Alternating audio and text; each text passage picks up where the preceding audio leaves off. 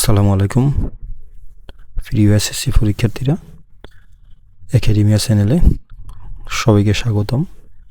আজকে তোমাদের সামনে আমি এই ভিডিওতে অর্থাৎ 2026 সালে যারা এসএসসি পরীক্ষা দিবা তাদের জন্য গুরুত্বপূর্ণ কিছু নির্দেশনাবলী আছে। তোমার কী করতে হবে সেই গুরুত্বপূর্ণ নির্দেশনাবলীগুলোই আজকে এই ভিডিওতে তোমরা জানতে পারবা। তোমরা যদি আমার চ্যানেলে নতুন হয়ে থাকো তবে চ্যানেলটি অবশ্যই সাবস্ক্রাইব করে রাখবা। রুটিনটা আশা করি তোমরা পেয়ে গেছো। সেটা হবে পরীক্ষা শুরুর সময় হবে সকাল 10টা থেকে এবং পরীক্ষা শুরু হবে কত 21 তারিখ 21 তারিখ সকাল 10টায় পরীক্ষা শুরু হবে। তাহলে তোমরা রুটিনটা একটু ভালোভাবে দেখে নিবা। আমি একটু হালকা স্ক্রল করে গেলাম, তোমরা একটু রুটিনটা দেখে নিবা এবং দেখো রুটিনে গুরুত্বপূর্ণ নির্দেশনাবলীগুলি দেওয়া দিছে। চলো আমরা একটু নির্দেশনাবলীগুলি তাহলে শুরু করি। পরীক্ষা শুরুর 30 মিনিট পূর্বে অবশ্যই পরীক্ষার্থীকে পরীক্ষা কক্ষে আসন গ্রহণ করতে হবে। অর্থাৎ যেই কেন্দ্রে তোমার পরীক্ষা হবে, যেই রুমে তোমার সিট পড়বে, সেই রুমে তোমাকে অবশ্যই 30 মিনিট পূর্বে পরীক্ষা হলে পরীক্ষার আসনে তোমাকে বসতে হবে। তাহলে কেন্দ্রে তোমাকে কয়টা রাখতে হবে? মিনিমাম তোমাকে 9টা সোয়া 9টার মধ্যে কেন্দ্রে উপস্থিত থাকতে হবে এবং আসন গ্রহণ করতে হবে কয়টার মধ্যে? 9:30টার মধ্যে। পরীক্ষা শুরু হবে 10টায়, তোমাকে আসন গ্রহণ করতে হবে 9:30টায় অর্থাৎ 30 মিনিট পূর্বে। দ্বিতীয় আছে দেওয়া প্রশ্নে উল্লিখিত সময় অনুযায়ী পরীক্ষা গ্রহণ করতে হবে। প্রশ্নপত্রে উল্লিখিত সময় অনুযায়ী অর্থাৎ পরীক্ষা কতক্ষণ হবে, কয় ঘন্টা হবে, সব ডিটেলস প্রশ্নপত্রে উল্লেখ থাকবে। তারপর আছে দেখো 3 নাম্বার, প্রথমে বহু নির্বাচনী। তাহলে প্রথমে কি হবে? প্রথমে এমসিকিউ পরীক্ষা হবে, পরে হবে কি সৃজনশীল অর্থাৎ রচনামূলক, যেটা হবে লিখিত আর কি। প্রথম হবে এমসিকিউ, তারপর হবে লিখিত এবং উভয় সময়ের পরীক্ষার মধ্যে কোনো বিরতি থাকবে না।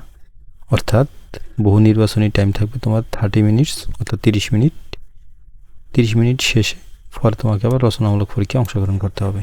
অর্থাৎ এই দুইটি পরীক্ষার মধ্যে কোনো টাইম গ্যাপ থাকবে না, কোনো বিরতি থাকবে না, অর্থাৎ 3 ঘন্টার পরীক্ষা হবে।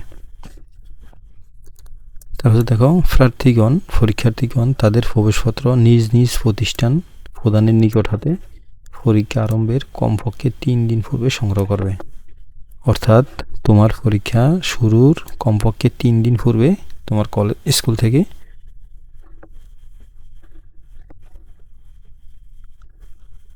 কমপক্ষে 3 দিন পূর্বে তোমার স্কুল থেকে অ্যাডমিট কার্ড সংগ্রহ করতে হবে।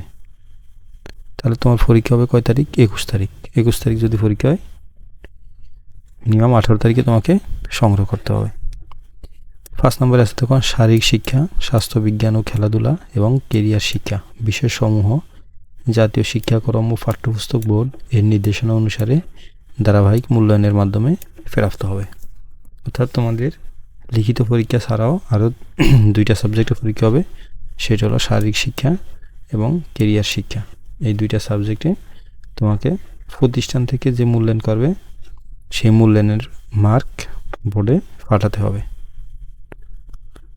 নম্বর, শিক্ষা প্রতিষ্ঠানসমূহ সংশ্লিষ্ট কেন্দ্রকে সরবরাহ করবে। সংশ্লিষ্ট কেন্দ্র ব্যবহারিক পরীক্ষার নম্বরের সাথে ধারাবাহিক মূল্যায়নের প্রাপ্ত নম্বর বোর্ডের ওয়েবসাইটে অনলাইনে প্রেরণ করবে। অর্থাৎ এই 2টা সাবজেক্ট যে মার্কস তোমাকে দেবে সেই মার্কস কেন্দ্রে জমা দিতে হবে এবং কেন্দ্রে জমা দেওয়ার পর কেন্দ্র থেকে বোর্ডের ওয়েবসাইটে অনলাইনে প্রেরণ করবে। 6, পরীক্ষার্থীগণ তাদের নিজ নিজ উত্তরপত্রের ওএমআর ফরমে তাদের পরীক্ষার রোল নম্বর, রেজিস্ট্রেশন নম্বর, বিষয় কোড ইত্যাদি যথাযথভাবে লিখে বৃত্ত ভরাট করবে। কোনো অবস্থাতেই উত্তরপত্র ভাঁজ করা যাবে না। অর্থাৎ উত্তরপত্র যে ওএমআর শিট ভাঁজ করতে পারবে না। নিজ নিজ উত্তরপত্র ওএমআর, পরীক্ষার রোল নাম্বার, রেজিস্ট্রেশন নাম্বার এবং বিষয় কোড অর্থাৎ এমসিকিউর পূর্বে তোমার যে নাম্বারগুলো রোল নাম্বার এবং রেজিস্ট্রেশন নাম্বার যে ভরাট করতে হয় সেই ভরাটগুলো নির্ভুলভাবে ভরাট করতে হবে এবং উত্তরপত্রে কোনো অবস্থাতেই ভাঁজ করা যাবে না এবং দাগ দেওয়া যাবে না। তারপর আছে দেখো সাথে পরীক্ষার্থীকে সৃজনশীল অর্থাৎ রচনামূলক, বহু নির্বাচনী ও ব্যবহারিক অংশে পৃথকভাবে পাশ করতে হবে। অর্থাৎ একজন পরীক্ষার্থীকে যেমন রচনামূলকে পাশ করতে হবে এবং এমসিকিউতে পাশ করতে হবে এবং ব্যবহারিক অংশে আলাদা আলাদাভাবে পাশ করতে হবে। তোমার এমসিকিউতে যদি 30 নাম্বার থাকে তাহলে মিনিমাম তোমাকে 10 পাইতে হবে। ঠিক আলাদা আলাদা রচনামূলক, বহু নির্বাচনী মানে এমসিকিউ এবং ব্যবহারিকে তোমাকে আলাদা আলাদা করে পাশ করতে হবে। তো দেখো 8 নম্বরে আছে, প্রত্যেক পরীক্ষার্থী কেবল নিবন্ধন পত্রে বর্ণিত বিষয়সমূহের পরীক্ষায় অংশগ্রহণ করতে পারবে। কোনো অবস্থাতেই ভিন্ন বিষয়ে পরীক্ষায় অংশগ্রহণ করার অনুমতি প্রদান করা যাবে না। অর্থাৎ তোমার যেই রেজিস্ট্রেশন কার্ড আছে সেই রেজিস্ট্রেশন কার্ডে তোমার যে সাবজেক্ট, সেই সাবজেক্টের উপর তোমাকে পরীক্ষা দিতে হবে। যেমন বিষয়টা হলো, মনে করো কি হায়ার ম্যাথ, অনেকে উচ্চতর গণিত, অনেকে তোমার নেয় অপশনাল সাবজেক্ট নেয়। তোমাকে এই অপশনাল সাবজেক্টে এটাতেই পরীক্ষা দিতে হবে, কৃষি শিক্ষায় পরীক্ষা দিতে পারবে না। অর্থাৎ যেই সাবজেক্টে যার যেই নিবন্ধন করা অর্থাৎ রেজিস্ট্রেশন করা সেই সাবজেক্টের উপরেই পরীক্ষা দিতে হবে। তারপর আছে 9 নম্বরে দেখো, পরীক্ষা শুরুর অন্তত 7 দিন পূর্বে পরীক্ষার্থীদের মাঝে প্রবেশপত্র বিতরণ নিশ্চিত করতে হবে। এই বিষয়ে কোনো জটিলতা তৈরি হলে প্রতিষ্ঠান প্রধান দায়ী থাকবেন। অর্থাৎ প্রতিষ্ঠান প্রধানদের শিক্ষার্থীদের কাছে 7 দিন পূর্বে প্রবেশপত্র বিতরণ করার জন্য বলা হলো। যদি কোনো জটিলতা তৈরি হয় তাহলে দায়ভার প্রতিষ্ঠান প্রধানকে নিতে হবে। 10 নম্বর আছে দেখো, পরীক্ষার্থীগণ পরীক্ষায় শিক্ষা বোর্ড কর্তৃক অনুমোদিত ক্যালকুলেটর ব্যবহার করতে পারবে। অর্থাৎ পরীক্ষার্থীগণ পরীক্ষায় শিক্ষা বোর্ড কর্তৃক অনুমোদিত তোমার যে ক্যালকুলেটর সেটি ব্যবহার করতে পারবে।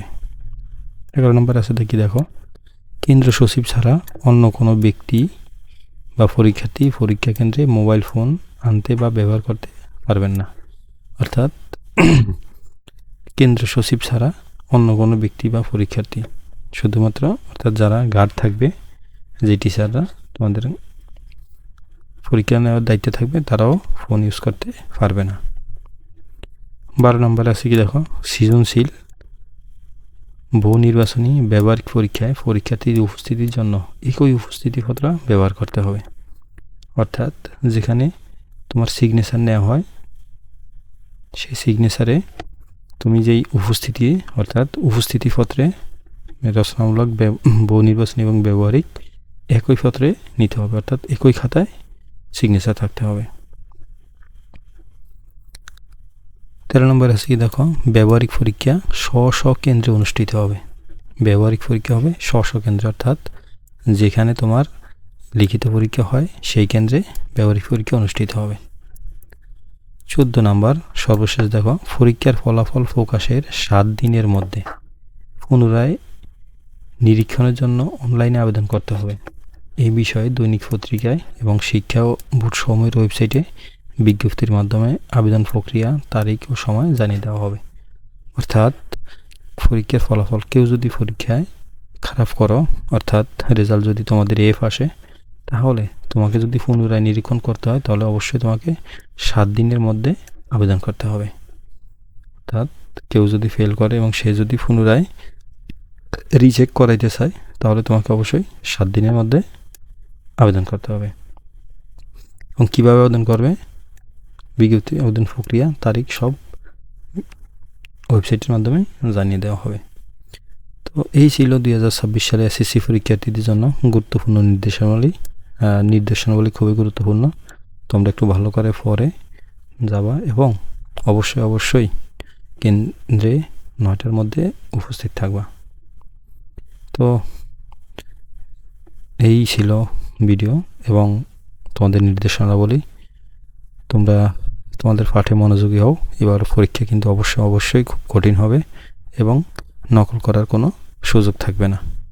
তো তোমাদের জন্য রইল শুভকামনা। আজ এই পর্যন্তই। আসসালামু আলাইকুম।